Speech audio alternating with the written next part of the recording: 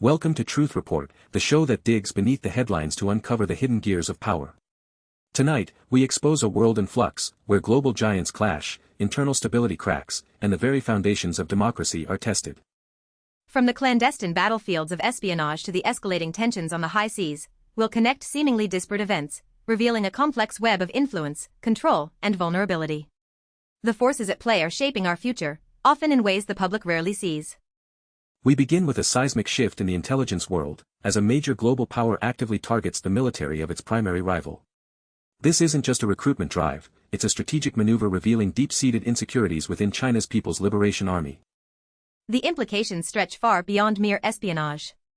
It speaks to the ongoing internal struggles within Beijing, the consolidation of power, and the potential for destabilization that could ripple across the global stage. We'll investigate who benefits and who ultimately pays the price. Then, we'll peel back the layers on a domestic issue here in the United States, where a critical federal tool designed to safeguard our elections is instead creating chaos and threatening the voting rights of legitimate citizens. It's a stark reminder that even with the best intentions, or perhaps, especially with hidden ones, technology can be weaponized. This is Truth Report. We're not just reporting the news, we're dissecting the power dynamics that fuel it. Join us as we uncover the truth. Our first story takes us straight into the heart of geopolitical rivalry. The Guardian reports a significant development. The CIA has published a Mandarin-language recruitment video openly targeting disaffected soldiers within China's People's Liberation Army, or PLA. This is an extraordinary move, Alex. It's a public declaration of intent, an overt attempt to capitalize on what appears to be considerable internal instability within the PLA. The video features a Chinese man claiming to be a former PLA officer, now working for the CIA, urging others to follow suit. And the timing is critical. According to The Guardian, this video comes after a series of high-level purges within the PLA. Just last month, President Xi Jinping placed a top general, Zhang Youxia, under investigation for suspected corruption. This isn't an isolated incident, it's part of a broader crackdown. Indeed. This isn't merely about rooting out genuine corruption. Xi Jinping's anti-corruption campaigns have long been understood as a powerful tool for consolidating political power, eliminating rivals, and ensuring absolute loyalty within the party and the military. The targeting of General Zhang Youxia is just the latest example. So, the CIA isn't just casting a wide net, they're exploiting what they perceive as genuine cracks in Beijing's military cohesion. This public recruitment effort suggests U.S. intelligence believes the internal dissent is significant enough to warrant such a bold, high-profile approach. It's a calculated risk, Alex. While it might sow further discord within the PLA, it also openly escalates the psychological warfare between the US and China. The US is essentially broadcasting to the world that China's military, the very backbone of its authoritarian rule, is vulnerable and internally fractured. Who benefits from this direct challenge? Clearly, US intelligence agencies gain potential human assets within a critical adversary, offering invaluable insights into military capabilities and strategic planning. The intelligence dividend could be immense. But what about the cost to China? Beyond the immediate embarrassment and potential for intelligence leaks, it further destabilizes an already fragile internal political landscape. It forces Beijing to expend more energy on internal vigilance, potentially diverting resources from external strategic goals. It also benefits Xi Jinping in a perverse way. He can leverage these external recruitment efforts to justify even harsher purges, reinforcing the narrative that external enemies are attempting to undermine China through internal elements, thereby tightening his grip on power even further. Exactly. The ultimate losers are the Chinese soldiers themselves caught in the crossfire, those genuinely disaffected, facing potential persecution, and those who remain loyal, but must now operate under an even thicker cloud of suspicion and distrust within their own ranks.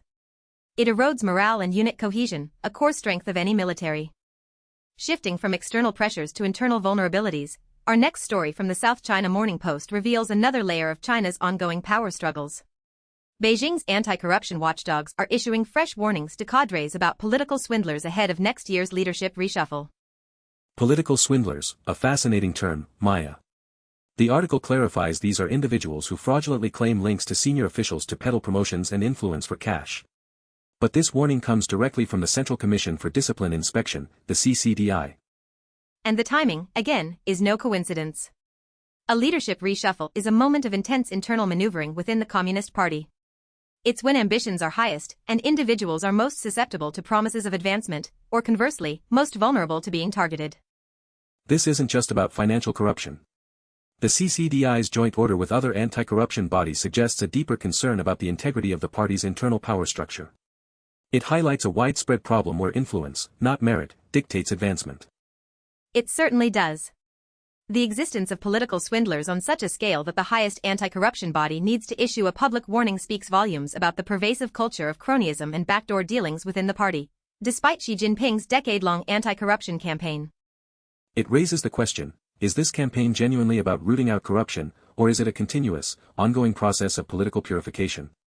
Are political swindlers just a euphemism for factional rivals attempting to gain an advantage through illicit means? It's likely both, Alex.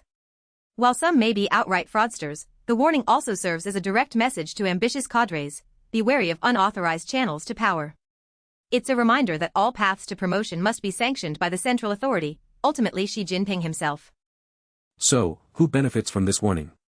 Primarily, the central leadership, particularly Xi Jinping, who uses the CCDI as a powerful extension of his will. It allows him to further tighten control over appointments and ensure loyalty, especially as key positions are about to open up.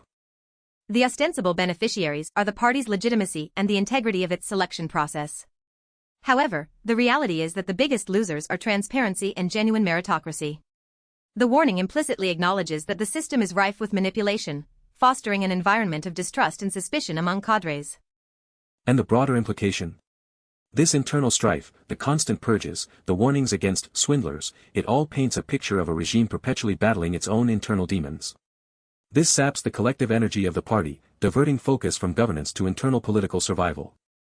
From the intricate politics of Beijing, we move to the volatile waters of the East China Sea, where a new maritime standoff is brewing between China and Japan. The South China Morning Post reports Japan seized a Chinese fishing boat and arrested its captain, sparking immediate diplomatic protests from Beijing. This is yet another incident in a long line of escalating tensions in the region. Japanese authorities claim the incident occurred inside Japan's exclusive economic zone, or EEZ, off its southwestern Nagasaki prefecture, and that the Chinese vessel allegedly tried to flee an inspection. China's Foreign Ministry spokesman, Lin Jian, swiftly responded, urging Tokyo to protect its crew members' rights and stating that China consistently requires its fishermen to operate lawfully. But the definition of lawfully and the exact boundaries of the EEZ are often at the heart of these disputes. Indeed. Japan's assertion of its EEZ rights clashes with China's broader claims in the East China Sea, particularly around the disputed Senkaku, or Diaoyu, Islands. These seemingly minor fishing disputes often become proxy battles for greater sovereignty claims and resource competition. The economic energy of fishing rights, often overlooked by mainstream media, is a massive driver here. These waters are rich fishing grounds, vital for the livelihoods of thousands of people in both nations. A single boat seizure can trigger a diplomatic firestorm because of what it represents symbolically and economically. And the danger is in the potential for rapid escalation. A fishing boat incident, if mishandled, can quickly draw in Coast Guard vessels, then naval ships, leading to miscalculations and direct confrontations. The South China Sea and East China Sea are powder kegs, where sparks can ignite regional instability. Who benefits from such standoffs? In the short term, domestic nationalists on both sides rally around their respective governments, bolstering political support. Japan asserts its territorial and maritime integrity, while China defends its citizens and challenges what it views as Japanese overreach. But in the long term, neither side truly benefits from this constant friction.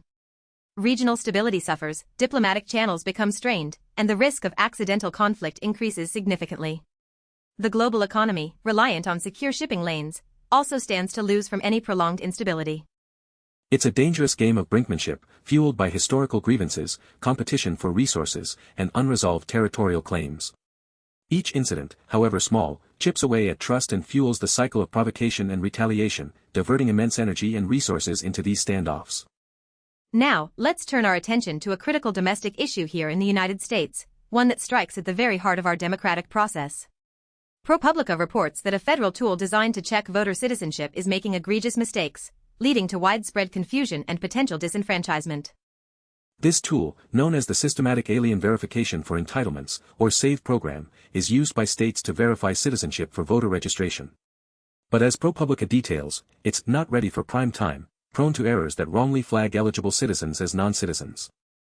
The consequences of these errors are severe. Eligible voters, often naturalized citizens, are being wrongly challenged, forcing them to jump through bureaucratic hoops to prove their right to vote. This creates a chilling effect, discouraging people from registering or even showing up at the polls. This isn't just an administrative glitch, it's a systemic failure impacting fundamental civil rights. The energy and resources required for naturalized citizens to correct these errors are immense, creating unnecessary burdens and eroding trust in the very system designed to protect their vote. And it fuels a dangerous narrative.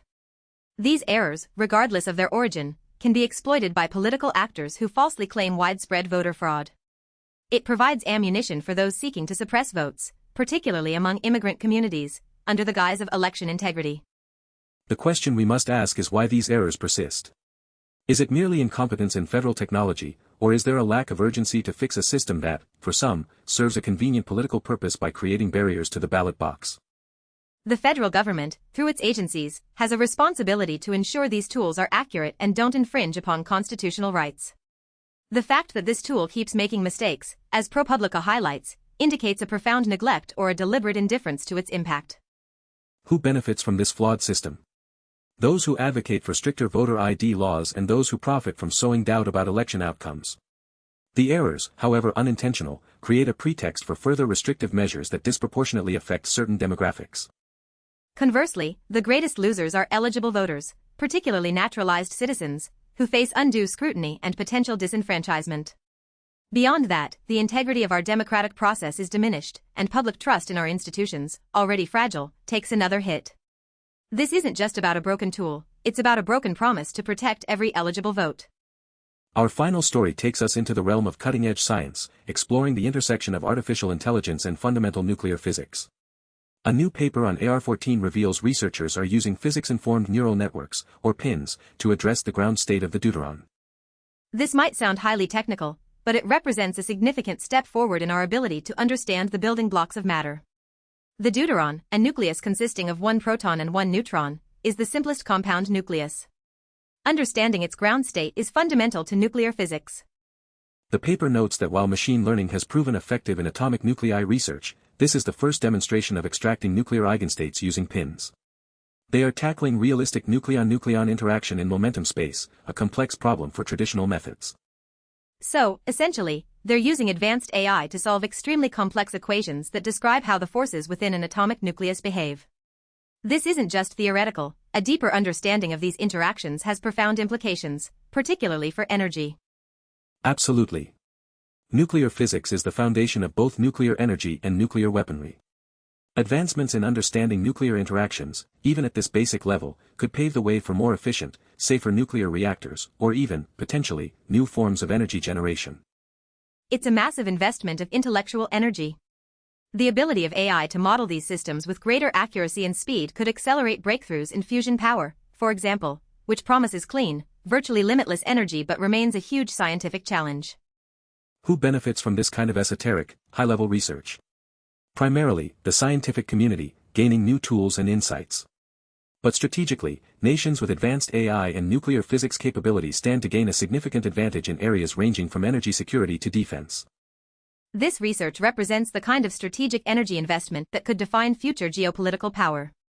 The nation that masters these fundamental scientific and computational challenges first could unlock unparalleled capabilities, whether for peaceful energy or for military applications.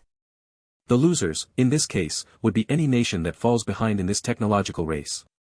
While basic science is often shared, the advanced application and proprietary methods can create significant disparities in national capabilities, influencing global power balances for decades to come. Alex, we've covered a wide range of stories tonight, from CIA recruitment videos to the quantum realm. But what ties them together? It seems to be a pervasive theme of power, its acquisition, its maintenance, and its vulnerability. Absolutely, Maya. Each story, in its own way, is about the struggle for control. In China, we see Xi Jinping battling to consolidate power, both externally with U.S. intelligence challenging his military, and internally with the purges and warnings against political swindlers. It's a system under immense pressure. And this internal pressure generates intense political energy. The resources and focus diverted to maintaining absolute loyalty, to rooting out perceived threats from within, are immense. It impacts everything from military cohesion to economic efficiency. Then we have the maritime standoff between Japan and China, a classic example of geopolitical power struggles over resources and territory. These disputes, fueled by national pride and economic necessity, highlight the constant brinkmanship that defines international relations, diverting diplomatic energy from cooperation to confrontation. And domestically, the flaws in our voter citizenship verification tool expose a different kind of power struggle, the battle for democratic integrity. The energy required for citizens to fight bureaucratic errors, and the potential for these errors to be weaponized, undermines public trust and empowers those seeking to restrict access to the ballot box. Even our final story, the use of AI in nuclear physics, while seemingly abstract, is fundamentally about power. Understanding the deuteron's ground state is an investment in scientific power, with the potential to unlock new forms of energy that could reshape global power dynamics and strategic capabilities for generations. So, whether it's through espionage, internal purges, territorial disputes, or the very infrastructure of democracy and science, the underlying current is the constant, relentless push and pull of power. These seemingly disparate headlines are all symptoms of a world grappling with who controls what, and how. The stories we've uncovered tonight paint a stark picture, a world where state power is constantly challenged, fiercely defended, and often, weaponized against its own citizens or rivals. From the highest levels of government to the fundamental particles of the universe, the struggle for control defines our era. We've seen how internal instability in China becomes an opportunity for external intelligence agencies, how warnings against corruption mask deeper political maneuvering, and how even basic administrative tools can undermine democratic rights. The energy of these forces is shaping our collective future. It's a future where technological and scientific breakthroughs hold immense promise, yet also present new avenues for power and control. It's imperative that we remain vigilant, questioning the narratives, scrutinizing the actions of those in power, and demanding accountability. Because the truth, however complex or uncomfortable, is the only real currency in a world where so much is hidden. Thank you for joining us on Truth Report. We'll see you